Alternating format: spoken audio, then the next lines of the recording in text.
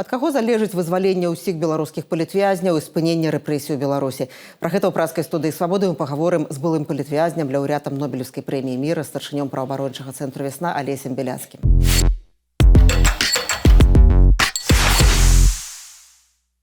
Добрый дзень, Алесь. Добрый дзень.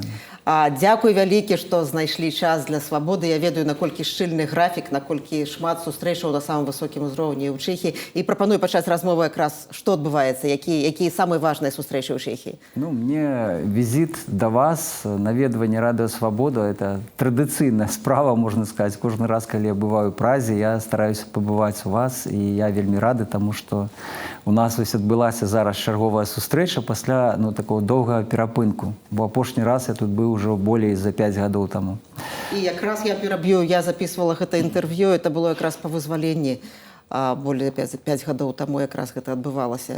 І цяпер фактычна праз некалькі месяцаў па вызваленні зноў на свабодзе. Такая наша сумная ці хорошая традыцыя. Так, падчас вось гэтага наведвання Прагі у меня ўжо адбываюцца сустрэчы і з журналістамі, і з маімі калегамі з неўрадавых арганізацый. Я наведаў таксама кінафестываль праваабарончы, які зараз адбываецца ў Чэхіі, у розных гарадах і ў Празе у тым ліку. Я глядзеў беларускі фільм, і сёння будуць таксама сустрэча з прэзідэнтам Чэхіі, заўтра будзе сустрэча з міністрам замежных спраў Чэхіі. Таму будуць і вось такія афіцыйныя візіты, дзе я буду распавядаць пра сітуацыю з правамі чалавека ў Беларусі і пра магчымыя крокі па паляпшэнні гэтай сітуацыі, як я бачу. І наша размова адбываецца напярэдадні чаканага візіту ў Беларусь Джона Коула, прадстаўніка Злучаных Штатаў Амерыкі ў справах Беларусі, і чакаецца, што могуць адбыцца новыя вызваленні палітзняволеных, і што могуць быць это вялікія групы вызваленых палітзняволеных. Мы не ведаем дэталі. Якія вашы максімальныя чаканні ад гэтага візіту і мінімальныя? Гэта заўсёды гульня такая издаўня вядомая. Я думаю, што самі перагаворшчыкі яны ведаюць вядомую інфармацыю, якая там да нас не даводзіцца, не даходзіць. І плюс падчас перамоваў таксама бываюць розныя сюрпрызы. Таму будзем трымаць кулачкі і спадзявацца, што колькасць вызваленых будзе немалой, будзе большай, скажам так, чым яна была ў снежні, калі выпускалі нас 3 месяцы таму. Зараз мы бачылі, што была зусім невялікая група выпушчана в асноўным жанчын на пачатку сакавіка, і вось асноўныя перамовы, асноўныя спадзяванні зараз на гэтую сустрэчу. Я думаю, што амерыканскія дыпламаты таксама везуць нейкія прапановы, у якіх зацікаўлены ў Менск, таму што проста так гэта вызваленне не адбываюцца. Это ідзе такі гандаль, як гандлююцца з тэрарыстамі, скажам так. Калі людзі сядзяць у закладніках, а мы там дакладна былі, і нашыя зараз палітзняволеныя знаходзяцца ў якасці ваеннапалонных фактычна. Мы не то, што маем такія правы, як іншыя зняволеныя, мы там зусім ніякіх правоў не маем, нас трымаюць там на такім узроўню ваенапалонных. І, канешне, я вельмі спадзяюся, што і мае калегі, мае сябры, якія яшчэ знаходзяцца ў зняволенні, выйдуць на волю. Я таксама чакаю гэтага дня. І вельмі важнае пытанне. Выйдуць на волю, яны будуць вывезены, выдвараныя з Беларусі, дэпартаваныя з Беларусі, як вы фактычна і вялікая група былых палітзняволеных, ці яны застануцца ў Беларусі, і ці гэтае пытанне нейкім чынам, як вам падаецца, абмяркоўваецца прадстаўнікамі Злучаных Штатаў Амерыкі, ці могуць яны паўплываць на тое, каб гэтыя выдварэнні не адбываліся, каб у людзей было права застацца ці выехаць? Гэта пытанне паднімалася і на мінулых перамовах. Калі выпускалі нас, пра гэта мне казаў асабіста Джон Коул, што яны гаварылі пра тое, што ці будзе магчымасць беларусам застацца у сябе на радзіме, тым, хто хацеў бы, ці хто мае такія нейкія прычыны, бо у каго бацькі хворыя, у каго яшчэ нейкія прычыны. Не ўсе хочуць, не ўсе так надта імкнуцца выехаць, скажам так. У кагосьці там тэрмін застаўся 2 тыдні, скажам, да заканчэння тэрміна таксама. І людзі па-рознаму бачаць сваю будучыню, і гэтае пытанне падымалася, было адкінута Лукашэнкам. Зараз, сыходзячы з таго, што казаў Лукашенко пару дзён таму, то відавочна, што тут пазіцыя троху змяняецца, і верагодна, што тым, хто будзе амніставаны, будзе прадастаўлена такая магчымасць застацца ці выехаць. Але як это будзе, якія памеры, якія формы, мы гэта ўсё бачым самыя бліжэйшыя дні, бо я спадзяюся, вельмі спадзяюся, што на гэтым тыдні сапраўды вялікая партыя беларускіх палітзэкаў выйдзе з турмы. Вы казалі пра тое, што размаўлялі з Джонам Холам пра тое, якім чынам адбываліся перамовы напярэдадні вызвалення. Ці зараз вы маеце нейкі кантакт з імі, з прадстаўнікамі амерыканскай дэлегацыі? Ці ваш голас лаўрэата Нобелеўскай прэміі міра важкі ў гэтай справе? Ці вас пытаюцца, ці да вас прыслухоўваюцца? Скажу так, што гэты кантакт ёсць, але аб'ём, скажем, все, што датычыцца перамоваў і канкрэтных нейкіх вынікаў і канкрэтных хадоў, то тут это все ў руках самых перамоўшчыкаў. Я не ў курсе гэтых справ. Але нейкі агульны кантакт ёсць. У меня вялікае важнае пытанне, на якое адказ, я так разумею, вельмі складаны, і хацела б я яго пачуць. Ад каго залежыць вызваленне ўсіх палітзняволеных і спыненне рэпрэсій у Беларусі? І якая адэкватная цана за гэта? Напрыклад, зняццё санкцый, перамовы з Лукашэнкам, легітымізацыя рэжыму. У нас фактычна 30 гадоў ідзе такая неаб'яўленая, часам она абвешчаная вайна за дэмакратыю, за незалежнасць, за правы чалавека ў Беларусі. Праз месяц будзе 30 гадоў, як тварыўся праваабарончы цэнтр «Весна». Это было ў красавіку 96-го года. І гэта змаганне, оно працягваецца. І тое, што зараз ідуць, ёсць розныя пункты погляды на вызваленне вязняў, на санкцыі, таму што это найбольш вострае пытанне. І тое, што палітзняволеных вызваляюць нейкімі партамі, то я ўжо рабіў такое параўнанне з тэрарыстамі. Нейкая сітуацыя падобная, таму што палітзняволеныя сёння знаходзяцца ў закладніках у беларускіх уладаў. І ідзе такі дыялог, як сказаць, перамовы пра вызваленне закладнікаў. Узамен за гэта аддаюцца нейкія, скажам так, зняцце санкцый, але з другога боку таксама трэба разумець, што беларускі рэжым ніколі не пайшоў бы на гэтыя перамовы, калі б не быў гэты некалькігадовы ціск, эканамічны ціск, палітычная ізаляцыя ў адносінах да беларускіх уладаў.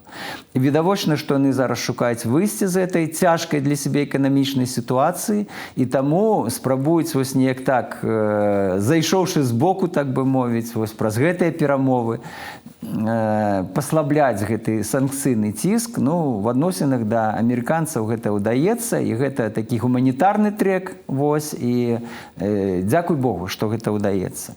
Хаця з боку еўрапейскага звязу санкцыі, якія былі накіраваны ў першую чаргу за тое, што Беларусь удзельнічала ў вайне і працягвае дапамогу Расіі ў гэтай вайне з Украінай, то тут няма ніякіх падстаў пакуль што мяняць сваю пазіцыю. І як мне бачыцца, то амерыканскі бок таксама не надта зараз націскае на еўрапейскі звяз тым, каб змяніць гэтую пазіцыю.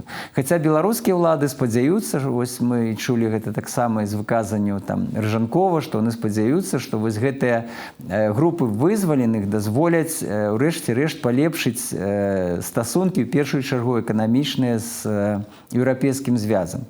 Но ў той жа час мы фіксуем, да нас даходзяць пастаянныя сігналы пра новыя парушэнні правоў чалавека, новыя арэшты.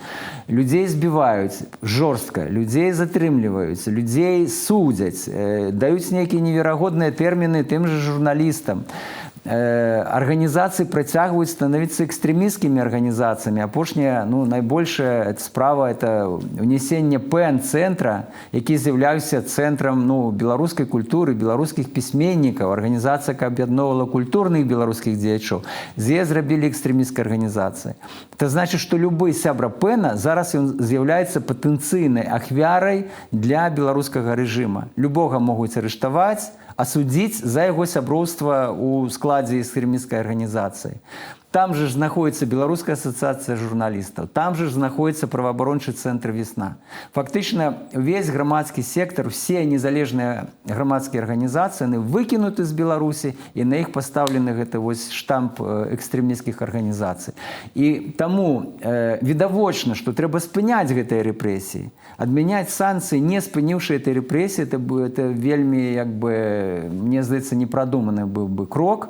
Вось, і таму, размаўляючы сёння з чэшскімі ўрадоўцамі, я таксама буду казаць пра тое, што яшчэ не прыйшоў час змягчаць палітыку, санкцыйную палітыку, палітыку непрызнання беларускіх уладаў, вось, якая праводзіцца ў тым ліку і чэшскім радам. Вы згадалі гэтыя велізарныя тэрміны, якія паводле артыкулу за здраду радзіме атрымалі журналісты, пра рэпрэсіі супраць людзей культуры. Это вялікая справа супраць кнігавыдаўцоў зараз. І людзі за кратамі. Ну, у свабодзе вядомы іншыя выпадкі, звязаныя якраз з людзьмі культуры. Мы пакуль іх не публічваем, якія адбываюцца. Як вам падаецца, ну, гэта як бы рэжым бярэ новых закладнікаў для далейшых перамоваў? Ці гэта проста рэжым пакуль не можа спыніць рэпрэсію, не можа інакш існаваць? Тут цяжка змеркаваць. Это трэба як бы быць у этой кухні, каб разумець эту кухню. Там могуць быць вельмі прымітыўныя прычыны. Толькі таму, што ёсць рэпрэсіўны апарат, ёсць гэты губопік. Людзям трэба рабіць кар'еру, яны робяць кар'еру дзякуючы вот нашым лёсам.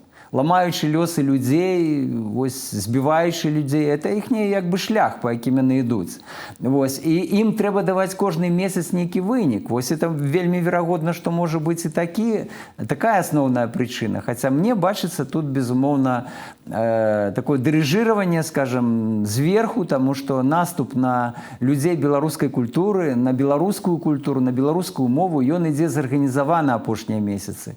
Можа быць, это звязана і з сігналам, які ідуць з Крымля ў дачыненні да Лукашэнкі. Вось, это таксама вельмі верагодна. Вось, у любым выпадку мы фіксуем тое, што адбываецца. І гэтыя факты пакуль не даюць ніякіх падставаў казаць пра тое, што рэпрэсіі ў Беларусі хаця бы прыпыніліся, скажам, прытармазілі. Гэтага не адбываецца.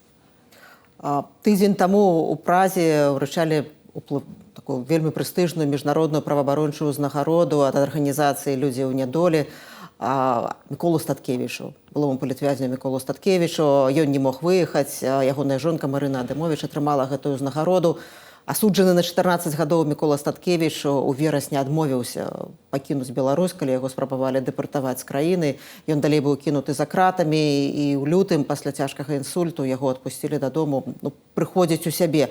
Ваша ацэнка, як учынак, гераічны ахвярны учынак Міколы Статкевіча можа уплывае на сітуацыю з будучымі выдварэннямі, невыдварэннямі і агулам на сітуацыю з беларускімі палізняволенымі? Ну, я вельмі рады за Міколу. Ён сапраўды заслужыў гэтую прэстыжную, самую вядомую чэшскую праваабарончую прэмію. І трэба сказаць, што шэраг беларускіх актывістаў, у тым ліку я, атрымлівалі за апошнія 20 гадоў яе. Мае калегі, якія былі арыштаваны ў 2020 годзе, таксама атрымалі гэтую прэмію. Вось. І зараз Мікола, это паказвае на тое, што чэшская грамадская супольнасць, грамадзянская супольнасць, яна уважліва назірае і спрыяе і пасылае сігналы ў падтрымку для беларусаў, якія змагаюцца за правы чалавека, за справядлівасць, за дэмакратыю. Мікола сапраўды паказаў сябе і працягвае паказваць як баец. Вось, і, на жаль, гэта вось моцна стукнула па ягоным здароўі, і я вельмі спадзяюся, што ён узновіцца і далей прыцягне як бы нармальнае і грамадскае, і звычайнае жыццё. Вось, і гэтая прэмія ён рэальна яе заслужыў. Наколькі гэта паўплывае на рашэнне беларускіх ладаў, я тут не магу дакладна сказаць. Ведаю, што і нават тая нобелеўская прэмія, якая калісьці была ўручана мне, яна там мала паўплывала, так сказать, на мой лёс. Вось, мне давялося пасля яе прасядзець яшчэ там 3 гады, вось, пакуль я не выйшаў на волю. То, думаю, але тым не менш, это выразны і ясны сігнал для беларускай грамадскасці, для нас. Вось што это вельмі важна. Для беларускіх ладаў трэба іншыя аргументы, вось, і для іх все грошы там у вачах стаяць, вось гэтыя санкцыі. Ну вот это тыя аргументы, якія яны чуюць, то чаму яны так вельмі важныя пры размовах з беларускімі ўладамі. Вы кажаце, што Нобелевская прэмія не паўплывала на ваше вызваленне. А што зараз, якім чынам зараз Нобелевская прэмія міра дапамагае вам даносіць голас беларусаў усяму свету? Як яна можа дапамагчы вам у вашай праваабарончай місіі? У мяне зараз яшчэ такі складаны перыяд жыцця, таму што я яшчэ праходжу такую, прыходжу ў сябе, вось як я назваць рэабілітацыяй ці што, не ведаю, но яшчэ адбываецца вяртанне ў нармальнае жыццё. І гэты перыяд, я ведаю проста пасля першага тэрміна, ён займае нейкі час.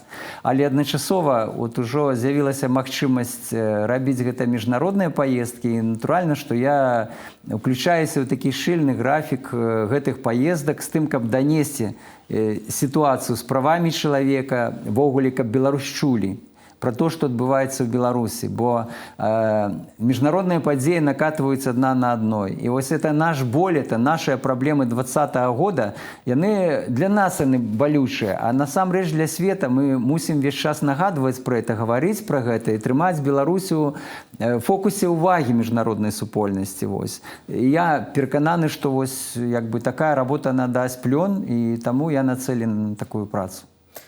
Якая самая галоўная задача, якую самую галоўную задачу вы бачыце сваю цяпер? Вот я сказаў, падымаць, актуалізаваць пытанне з парушэннямі правоў чалавека ў Беларусі, дабіцца з тым, каб